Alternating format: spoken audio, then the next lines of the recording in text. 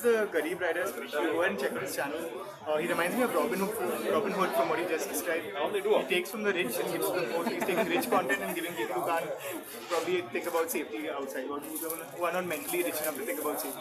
Follow his channel, and I'm sure you'll have a lot of interesting stuff. Thanks, sir. Thanks a lot. Thank you, man, for coming. You don't show your face, I'm guessing, in your channel. No. How dynamic are you feeling in the most dynamic city of the world? I think, so I was just telling my friends, I called up one of my friends earlier today and he asked me how are you feeling about visiting Bangalore. To be honest, I was told that there's a lot of traffic, which there is, but coming from, sorry? It's a bigger jungle out here. It's a bigger jungle, there's more animals to eat. But where I live in Bandra, most people come on their weekends to kind of party.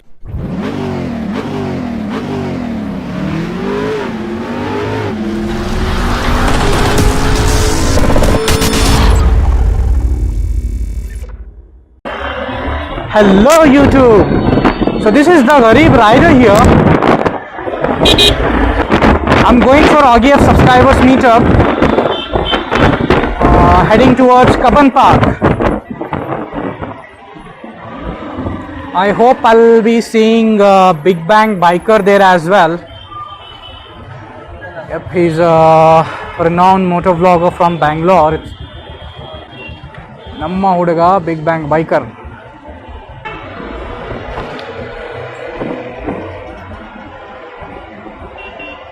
Okay, looks like already few people on the way.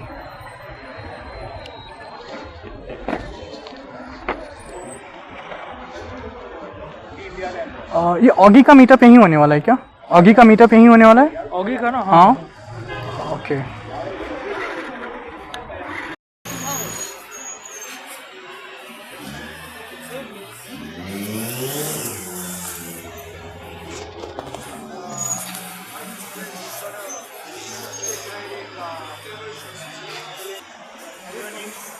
Hey, what's up, man? What? I'm alone. Hello. Vishal. Indekten.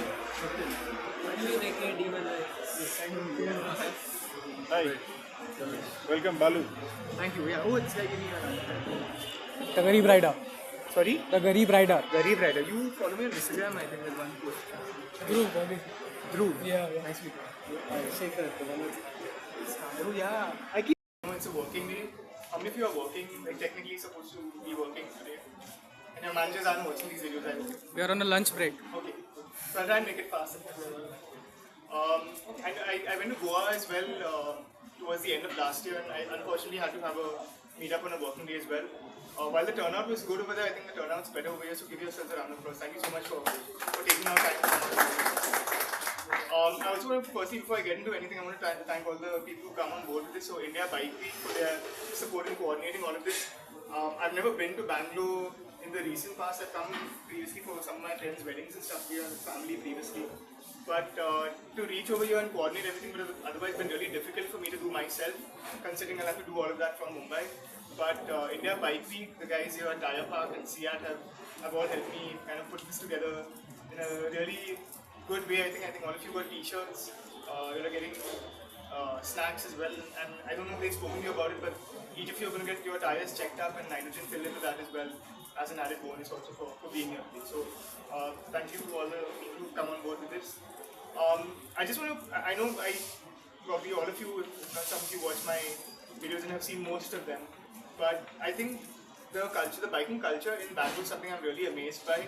Because the moment I crossed borders and came into your state, I realized there's a lot of responsibility and ownership on safety amongst your riders themselves, which is not something we really see a lot of in Mumbai, and especially where I live in Bangalore. You'd see people riding around without helmets, you'd see triple seats, sometimes even 4 people sit on a bike, I don't know how, and that also on an R15 version 2, but it happens, you know, when there's a will, there's a way to these guys.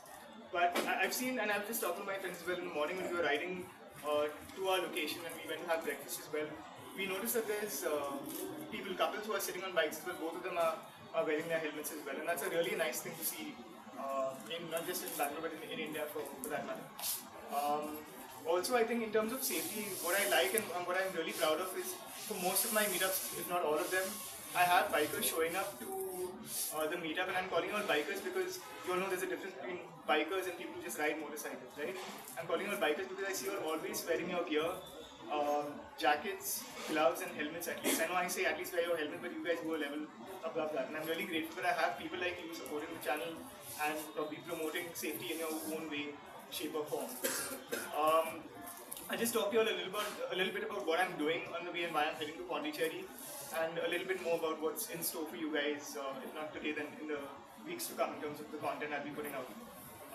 India Bike Week got in touch with me a few weeks ago and told me that they wanted me to speak about motor vlogging as such in Pondicherry, and that was a big step for me because I have not been associated with India Bike Week. Although I've been there for the last 3 years, for those of you who've been watching the India Bike Week content, I've not technically been invited to be a part of the India Bike Week family until this. So that was a big step for me.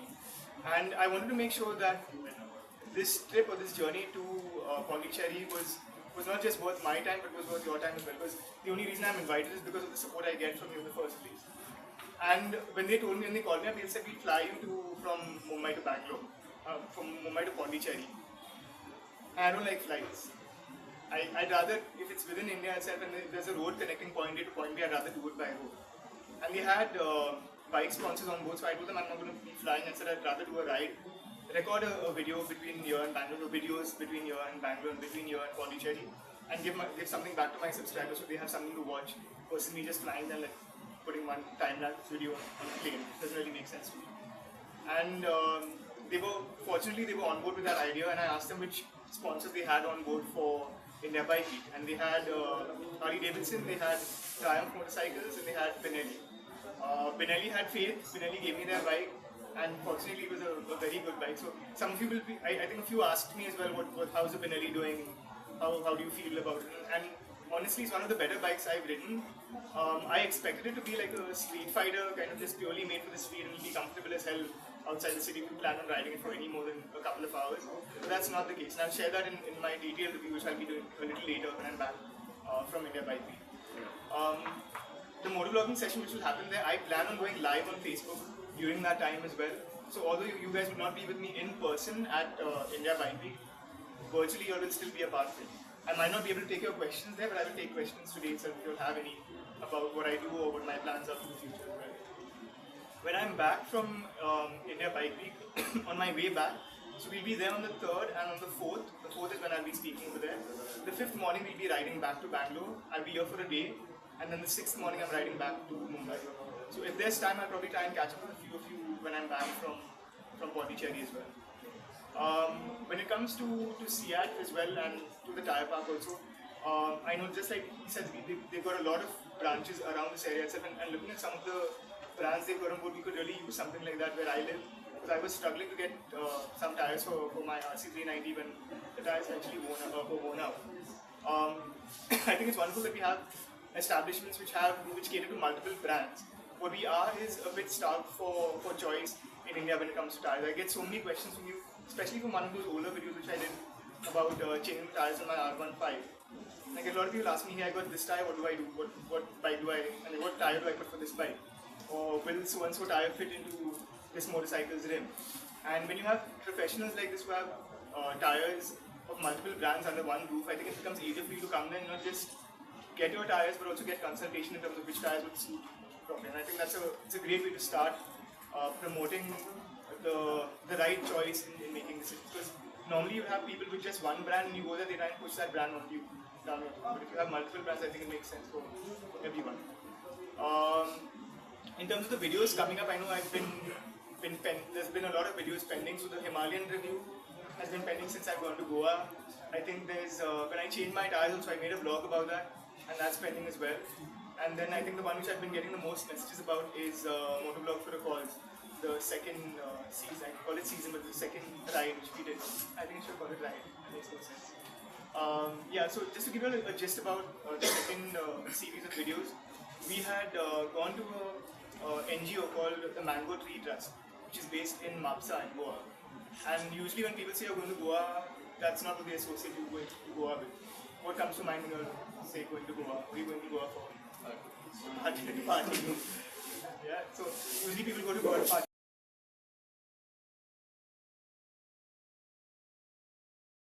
if you all have any questions, I know this is usually the moment where people go silent when I ask when I have questions. But if you all have any questions for me about what I'm doing here and anything else about the channel, my personal life, feel free to ask me. Just raise your hand if you have a question. Yeah. Every time like you use a gesture, I mean you flip the middle finger when you get pissed off. Yeah. Have you ever got it back? Like, Have I ever got it back? yeah. So his question was, I usually, if there's someone who's not following the traffic rule and putting my life and other people's lives at risk, I normally give them the middle finger that way and I drive off. It's coined as a salute, as a ridiculous thing, a salute. He's asking, have I ever got it back from someone else? Have there been any repercussions because of me using it? No, I mean. Okay. And you did this in Yeah. I had an exam that morning. Okay. Did you make it for the exam? Yeah, it helped me concentrate actually. You did it off to the head, I guess. Yeah. Okay. No, but in all honesty, I've been told not to do that in the south of India because it's not really safe, is what I'm doing. You just cemented that theory by saying we didn't. The way I go about it is, I make sure that I have enough of, and I don't encourage people to start flipping the bird there, but this is what I do. I usually don't go into a situation and flip someone off unless I know that there's a way out for me through that passage. Now, that's not saying that I'm doing that because I feel I'm in the wrong and I need to get the hell out of there. But like you said, people react differently in different places and in different situations. Who knows what is going through his mind as well at the same time. Maybe he was having a bad day but he decided to relieve his stress on you. First time in 3 years of gesturing and road rage that I actually got it back. Yeah. And if you've seen my recent videos, I think I've kind of stayed away from doing that. Not because I got my ass handed to me or anything, but because I have seen that it really doesn't have the right impact on people that I would want to at the end of the day. Because you flip someone off and move off and that's it. He's angry, you're angry, or maybe you're less angry now that you flip them off. But it doesn't really achieve much at the end of the day. How many of you have seen the video where I talk to the passenger instead of the driver? Yeah. I found that tactic a lot more effective because you still end up embarrassing the driver, but then the person sitting at the back also now knows that the person sitting in front of him is not really the safest person. They are a little more alert about him. They'll probably tell him to watch his drive from here onwards. I still do flip people off, but not as much as I used to. But again, like I'm saying, point one is make sure you have a faster vehicle and you can get out. Point two is that you have a clear passage in front of you so you can just move out of it. Because getting into any kind of altercation is never a good thing. To answer your question, there was one person who came up to me once. Awkwardly, we met at a signal, we were just staring at each other like 5 minutes after I flipped him off. And he rolled his window down and he said, oh, why the hell did you do that? So I said, I just turned to him and I'm guessing you use your camera as well now, right, daily?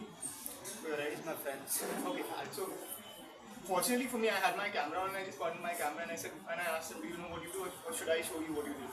He rolled his window back up and he sat down quietly because he knew that there was evidence against him. And I think that's the next thing I recommend that you do is to keep some form of recording. It's never a bad thing for us bikers.